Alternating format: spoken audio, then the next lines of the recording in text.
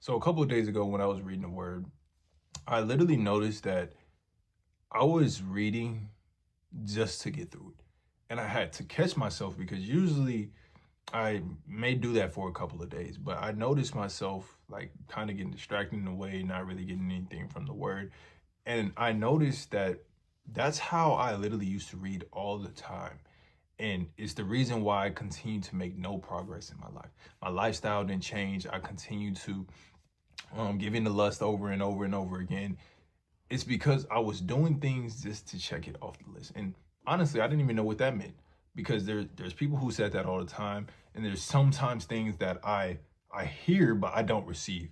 And so I hear things like, "Oh, build a relationship with God and don't just do it for religion," or if you want to overcome lust, then all you got to do is focus on God and flee from temptation. Well, how do I actually apply that to my life so I want to flee, so that I want to focus on God? All of these different things, these phrases that I hear but don't know how to apply. And honestly, the word does this a lot. They give you a lot of things to do, but not specific instructions. For example, seek the kingdom first, all its righteousness, everything else will be added on to you. That sounds good, but how do you actually seek the kingdom?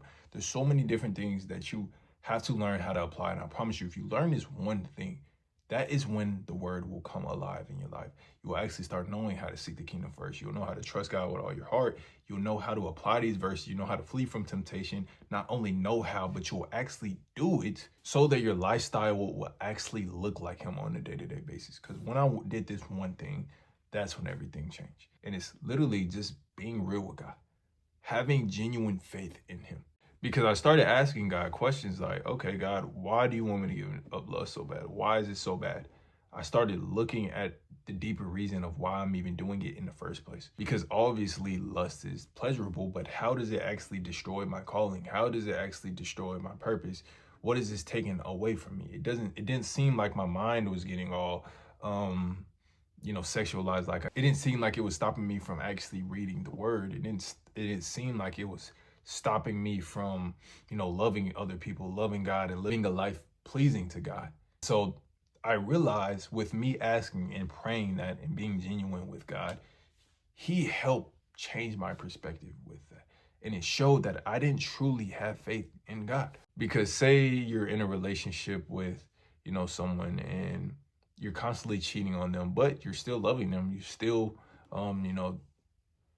taking them out on dates, you're still spending time with them, but you're just cheating on them. It's not affecting the way that you actually love them. So you have to think about that every single time you give in lust, every single time you procrastinate on the things that God is calling you to do, every time you sin against God, you're basically cheating on him. So once I understood that, now I knew where to seek. I knew that I needed to genuinely be real and have faith in God, because I'd understand that I'm actually hurting him. I'd actually understand that I'm not just trying to overcome lust just to become a better person. No, I'm doing it because I have a relationship with God and I love God. So now when I read the word, I didn't just read it to get it done with the day. I literally started feeling like a genuine pull and a genuine love of going to church, like a genuine curiosity. So I started watching online church and I started going to in-person church as well. I started going to Bible studies because I was curious. I was like, who is God? What is his character like? What is the Bible? Why is this true? All of these things. And that was just the foundation of my start of my walk with Christ.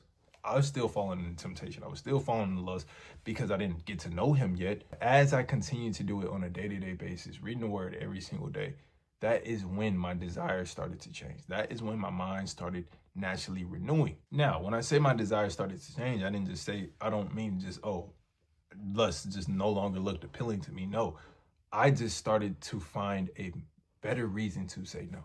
And that's exactly what I walked through with one of my clients. He was talking to me and he said he just keeps on giving to lust and he doesn't know why. And then I asked him, why do you want to stop in the first place? I told him to give me 5 reasons why he wants to say no to lust.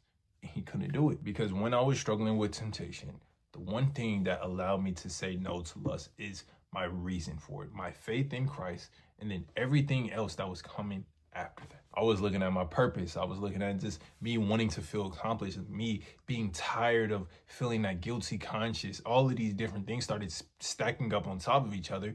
Me just wanting to feel the best and be the best version of myself. All of these different things started stacking up to the point where it didn't matter how tempted I was going to say no.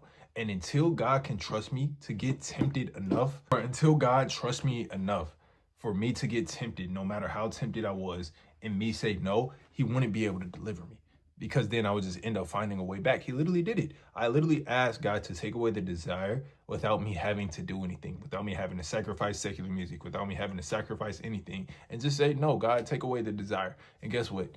3 to 4 months later, even when he took away the desire, like I literally, when I prayed and asked God to take away the desire that night, this was like 2 years before I was actually free. I was like 16. I was like, God, can you take away the desire? I'm tired of feeling this. If you are real, take away this desire.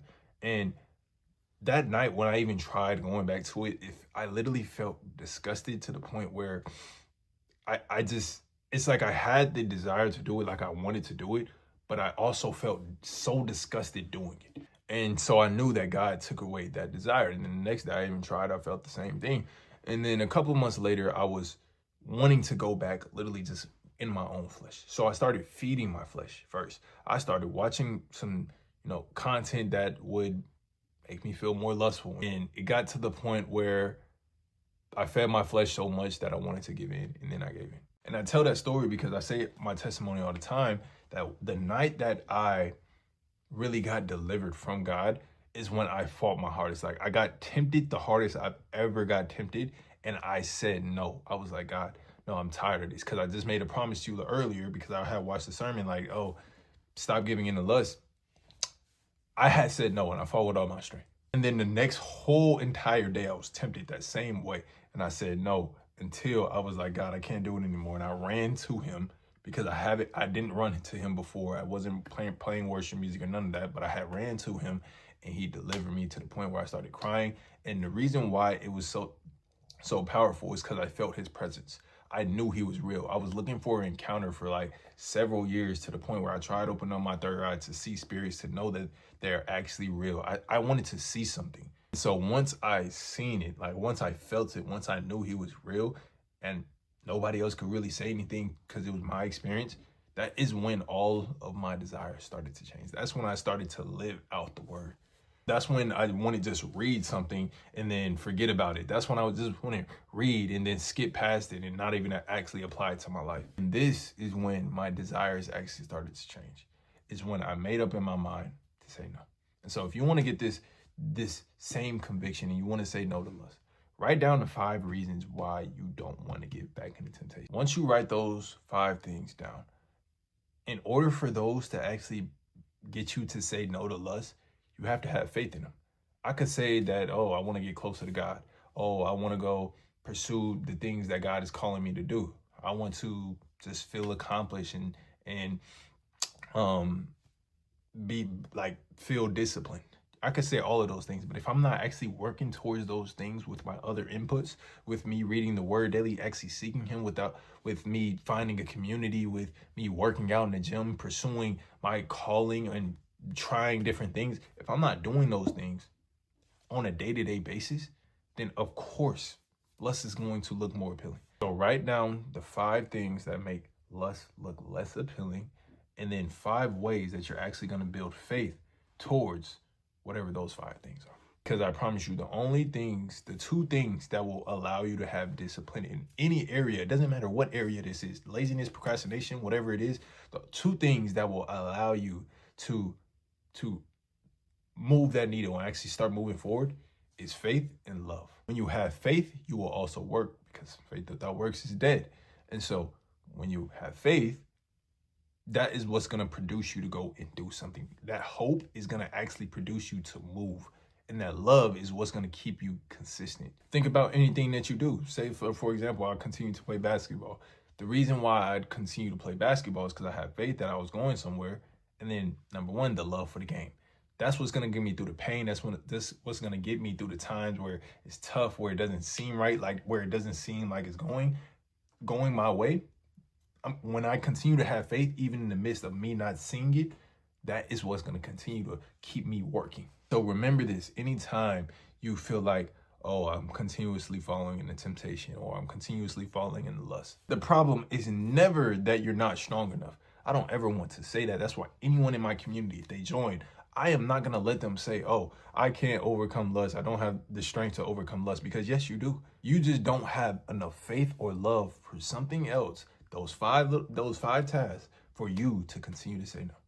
Because all overcoming lust is, all overcoming procrastination is, it's having enough faith and love for something else to the point where you never want to go back. When you're so focused on those tasks, those 5 purposeful tasks that make temptations look less appealing, temptations are so much easier to ignore. So don't focus on overcoming lust. Focus on those tasks that build faith with those tasks, build a love and passion for all of those things that you've listed. And I guarantee that conviction will carry with you too much to the point where you don't want to give in. Now, there's still going to be discipline on your side because you're still going to desire it, but you just need to have a more desire for something else so that you don't even want to give in to lust.